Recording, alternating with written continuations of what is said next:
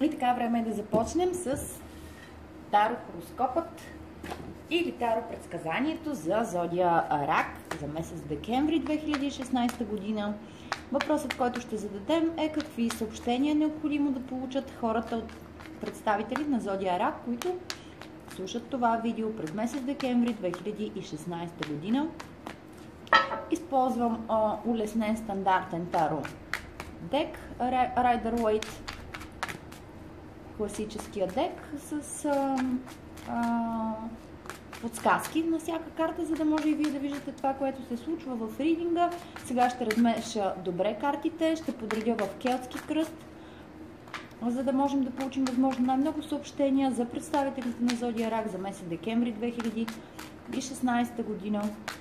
Какви са енергиите, какво трябва да очаквате, какви са съветите и съобщенията, които трябва да получите относно месец декември 2016 година. Това е General Reading, означава, че някои съобщения ще резонират с вас, а други не, тъй като няма как да в един генерален ридинг да улучим всички представители на зодията. Ако желаете да получите индивидуален ридинг, може да последвате имейла, който ще намерите под видеото и да си поръчате такъв, който е индивидуално за вас. Тогава съобщенията ще бъдат естествено специфични. След като вече разбъркахме добре картите, може да извините моето мълчание, за да мога да се съсредоточа. Ще подредим спреда, след което ще преминем към анализа.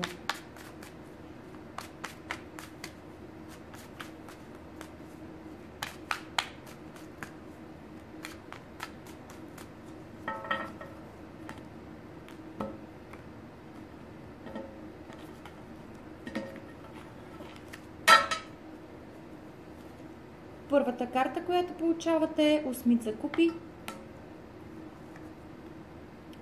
кулата, щастливото семейство, връзка, два пентакъла, императора, успехът, крадецът, смъртта. Веднага искам да кажа да не се плашите от тази карта. Нейното значение в изключително редки случаи означава буквално смърт. Успех. Втора карта за успех. Получавате двете най-силни голяма главна аркана карта. И накрая Generosity. Тъй като времето за запис, с което разполагаме, е ограничено, сега ще ви сложа на пауза и ще продължа в ново видео, след което ще ги обединя, така че да им получите обща картинка накрая.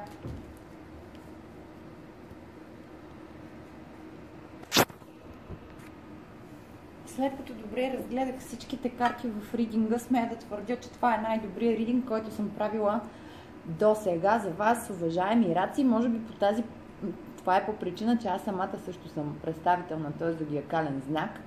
И картите се подредиха в съвършен пъзел, който изяснява, всяка една карта изяснява другата. Нека да започнем с това, че генерално енергията на месец декември за вас ще бъде такава, че трябва да обърнете гръб на нещо, което е значимо, което е важно, което е ценно за вас, с цел да потърсите нещо друго, което е във вашата глава. Това, на което обръщате гръб, е Ten of Cups, 10 чаши, усещането ви за семейство, за сигурност, за завършен цикъл, щастие, чувство за изпълненост. Всичко това вие влизате с тези емоции в месец декември. В момента се намирате в влизането в месец декември, се намирате в състояние на щастие, изпълненост, всичко е чудесно, имате всичко, което ви е необходимо. Съществувате, ако сте обвързани във връзка, която е най-добрата връзка, в която може да бъдете.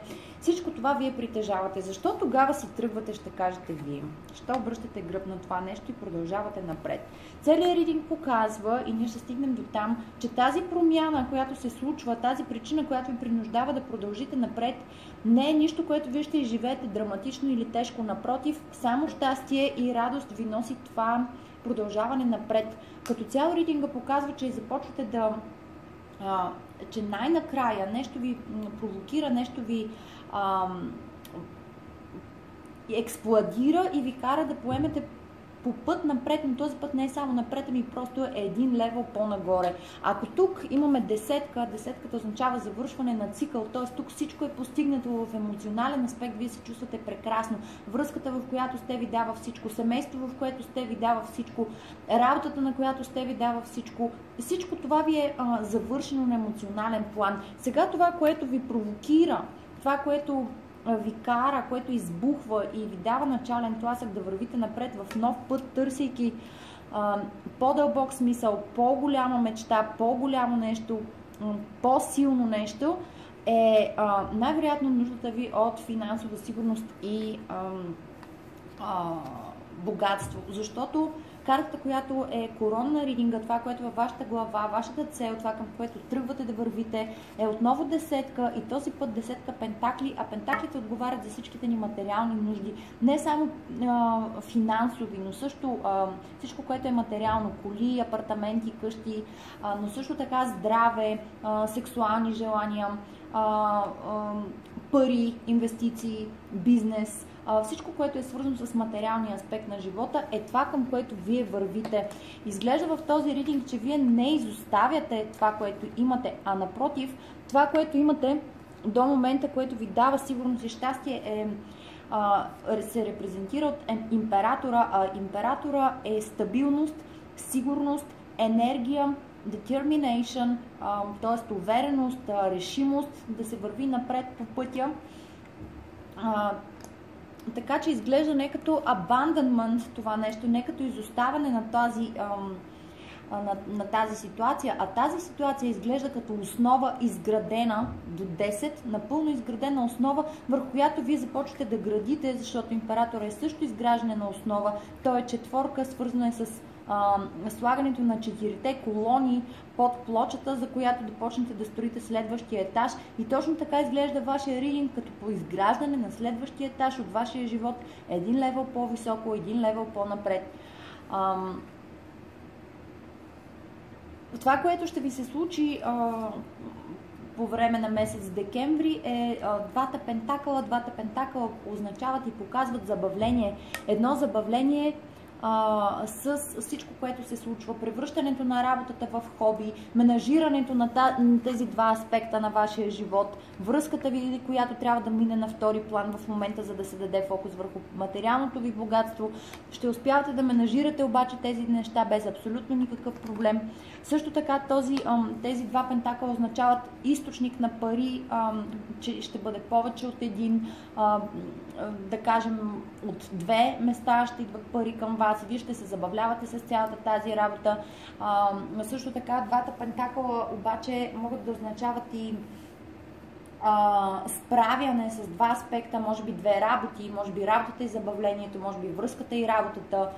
Ще ви се налага да държите две топки във въздуха, обаче това показва мастери, това означава вашата способност, умения, търсенето ви на удовлетворение, на удоволствие в това, което правите. Сега, това тръгване идва с един съвет да бъде много осъзнато, защото тук идва картата на крадеца, лъжеца, на неискреното, нечестното, но също така тази карта показва и събиране на информация, стратегиране, в смисъл изграждане на стратегии интелектуални, използване на ума, за изграждане на бъдещи планове, за изграждане на стъпки по стъпки план за действие. Не ми показва тази карта тук в никакъв случай. Също така може да означава и, че това обръщане на гръб от връзката, от семейството, от емоциите се прави с не много ясни, но изяснени мотиви. Но също така, заедно с тази кула тук, която е главна аркана карта и в никакъв случай не трябва да я подценяваме, тя е свързана с емоционален изблик, означава за мен, че това продължаване напред е мислено, подготвено и изчаквано да озрее и в един момент просто емоциите и енергията на това решение избухват, експлодират по някаква причина, дали ще е гневен изблик, дали ще е емоционално отприщване, защото в комбинация двете карти означава означават същото.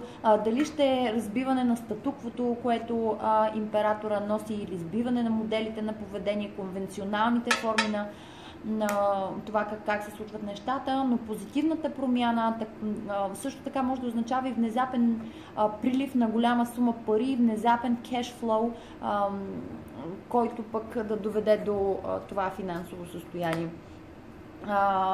Но с Seven of Swords тук, тъй като The Tower също е и внезапно светналата лампичка в главата ви, т.е. светкавицата, която удря кулата и разбива, това е кулата на илюзиите, кулата на неистинските неща, може да означава и получаване на някаква информация, която да разруши илюзиите, които сте имали до момента и да ви накара, да ви принуди да продължите напред.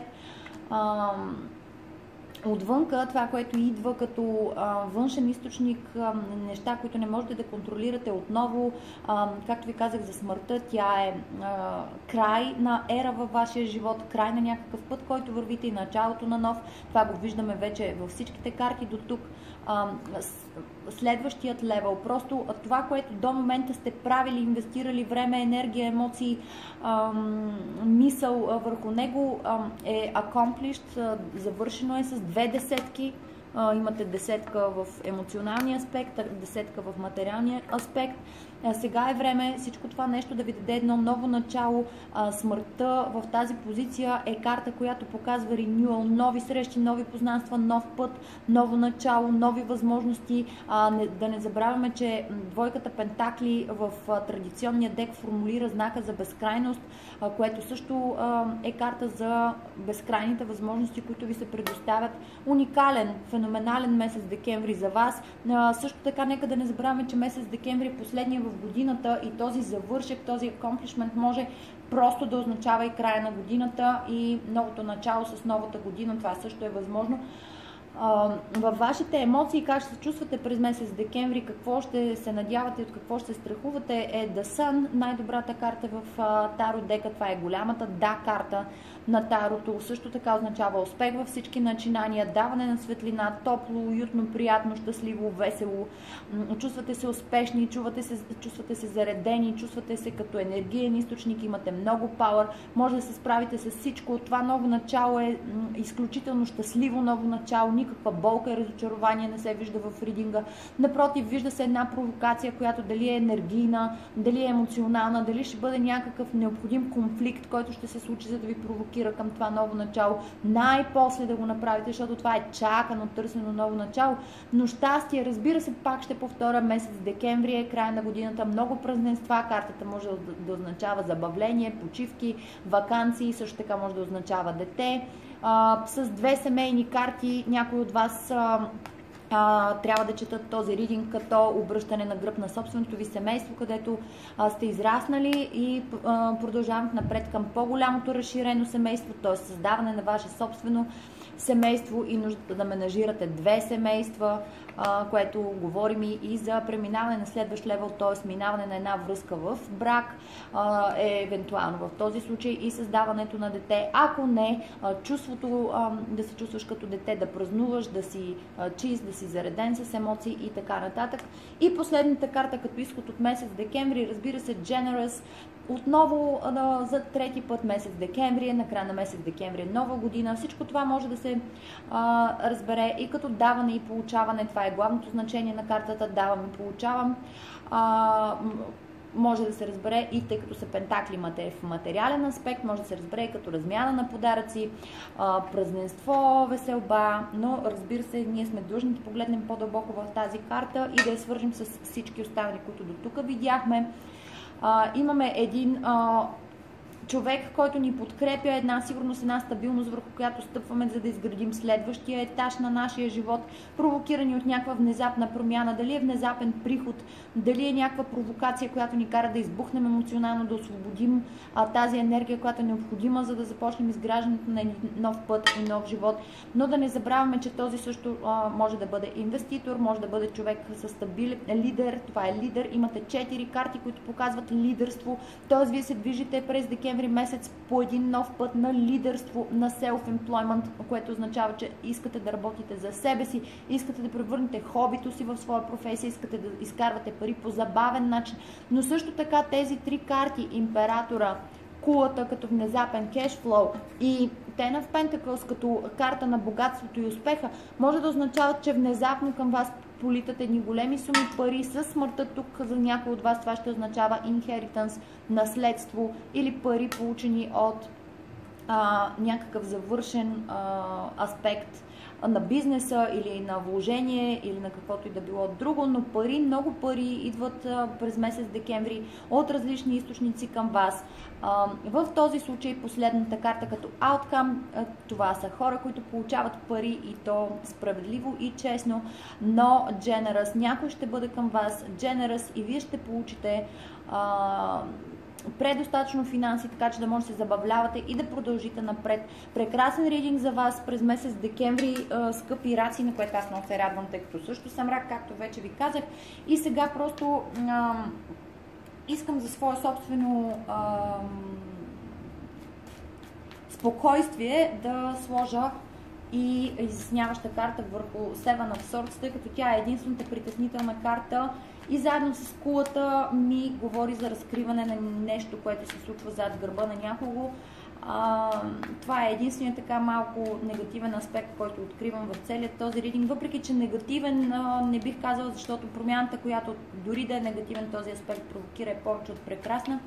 Но да видим за какво става въпрос и какво иска да ни каже Seven of Swords. Да не забравяме, че тази карта е в позицията на съвет, така че тя не е в частта актуални събития през месец декември, т.е. не бих могла в никакъв случай да кажа, че ще бъдете излъгани, измамени, че ще има изневяра от ваша страна или срещу вас, защото картата се намира в позиция на съвета, т.е.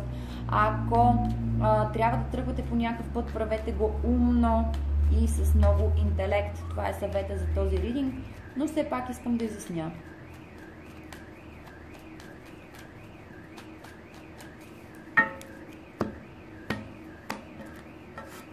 Две карти ще изтегля. Първата от тях е Confusion, объркване, седмицата купи. Седмицата купи означава, че имате много избори, много опции напред. Същото това се репрезентира и от двата пентакъла, т.е. опции, неща, които трябва да се избират. Едната от двете топки трябва в крайна сметка да остане във въздуха, не може вечно да ги менажирате двете. Много решения, много възможности, много опции, от които да избирате. Затова потвърждавам съвета. Be smart, бъдете умни, бъдете интелектуални, бъдете анализиращи, бъдете стратези в това, което правите. Да не забравяме, че с съчетание с смъртта тази карта означава и sensitive information, което означава сензитивна информация от всякакъв вид, нещо, което е от изключително важно значение и е много важно как ще бъде анализирано, защото има потенциал да промени буквално пътя на живота ви. И втората карта, да, Wheel of Fortune, главна аркана карта, колелото на съдбата, отново означава промяна. Три карти за сериозна промяна имате в този ридинг, но с The Sun, всичко, което ви казват картите в случая, че тази промяна е изключително значима, но изключително полезна, изключително ползотворна, най-доброто, което би могло да ви се случи.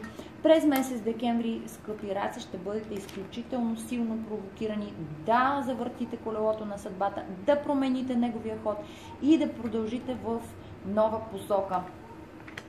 Така че притесненията ми относно така наречената карта Крадецът в нашия ридинг падат, защото в съчетание с тези две карти означава be smart, бъдете умни, бъдете разумни и направете най-добрия план за бъдещето, който може да направите. Направете най-добрия избор.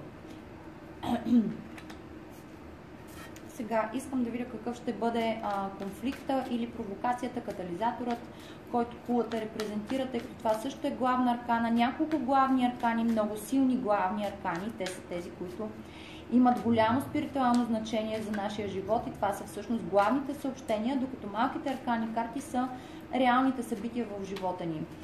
Главните аркани карти са това, което ни води, което всъщност трябва да използваме като гайдлайн, като водач в нашия живот.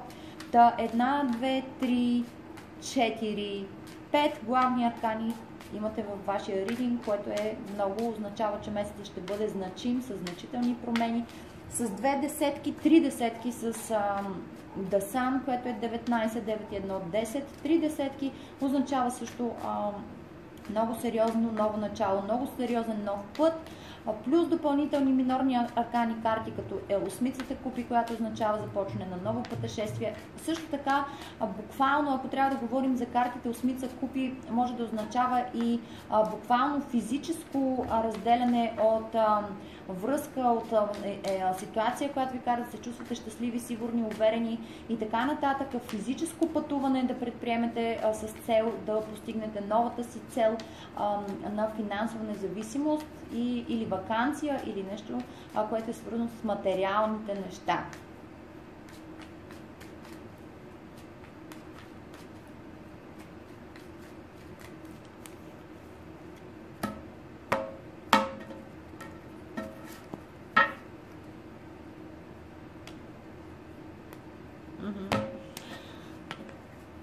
Кулата се опитвам да изясня какво е събитието, което провокира. Има някаква меланхолия натрупана във вас, някакво дори съжаление, има леко съжаление, липсва ви това, което оставите назад. Предполагам, че тук наистина става въпроси за физическо отделяне, физическо пътуване, разстояние физическо между това, което до момента имате и това, което трябва да направите в бъдеще, правилното нещо, защото седмицата мечове също означава направи това, което е правилно в тази ситуация, логичното, което е. Така че това, което ще ви провокира да тръгнете на този път, ако това е физическа дистанция, ще бъде най-логичното нещо, но емоционално то ще ви донесе и съответната доза малко съжаление, меланхолия и чувство за това, че нещо ви липсва.